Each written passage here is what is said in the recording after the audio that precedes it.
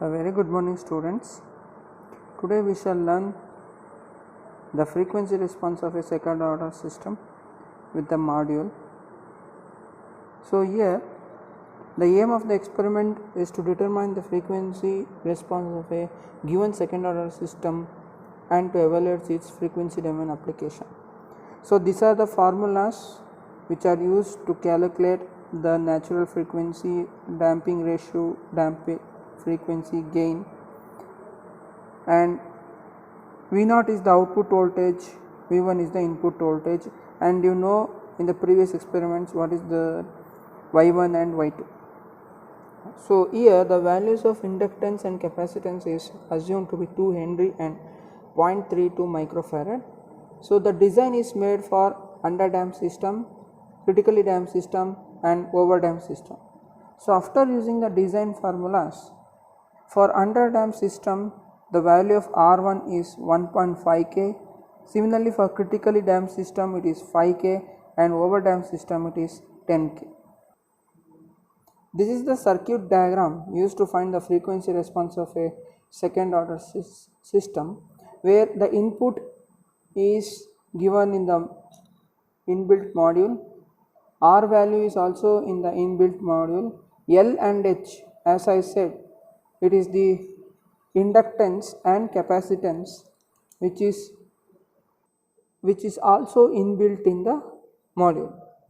So after doing the experimental setup, the frequency voltage is noted down from the display for underdamped system, for critically damped system, for overdamped system, and from the readings the plot of gain versus frequency and phase versus frequency is done. Now let us go into the experimental setup. So this is the module in which you will find the frequency response of a second order system. So as per the given circuit diagram, the connection is made here. This is the output of the module which is given to the input.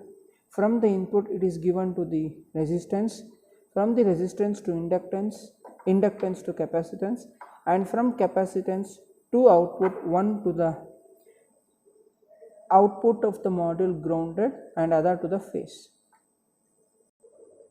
Now you can see the power supply on the module.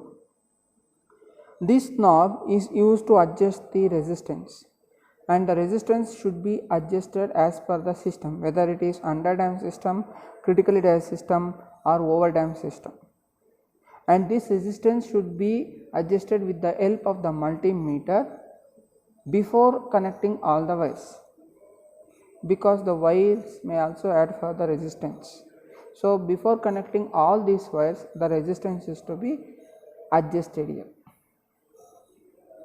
See, these are the two knobs in which frequency and amplitude can be adjusted, and there is one switch for adjusting the input voltage and output voltage, and from this multimeter also you can get the output voltage. Now I will show for one reading. See, I am varying the frequency with this knob. So I am varying the frequency with this knob. You can see here, once I vary, in the display the frequency varies and corresponding degree will also vary. Now before doing the variation of the frequency, you should adjust the input voltage here to 2 volt peak to peak with this knob. This is input and this is output. So in the input, adjust the voltage to 2 volts. I am varying with the help of this knob. So it is 1.65. So now I have adjusted to 2 volts.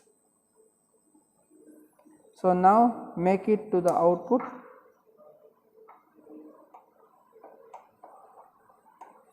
Now again vary the frequency, note down the phase angle and the output voltage from the multimeter.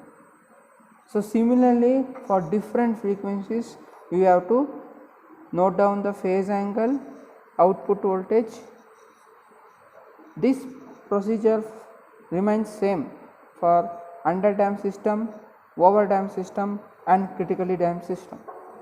Once the readings have been tabulated in the tabulation column, see this is for under damped system where the input voltage is 2 volt peak to peak and the R is 1.5 K.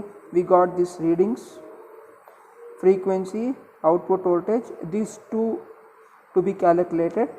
Here also this is critically damped system, R is 5 K, 2 volt peak to peak. We noted down these two values and these two values is calculated using the relevant equations. Similarly for over damped system.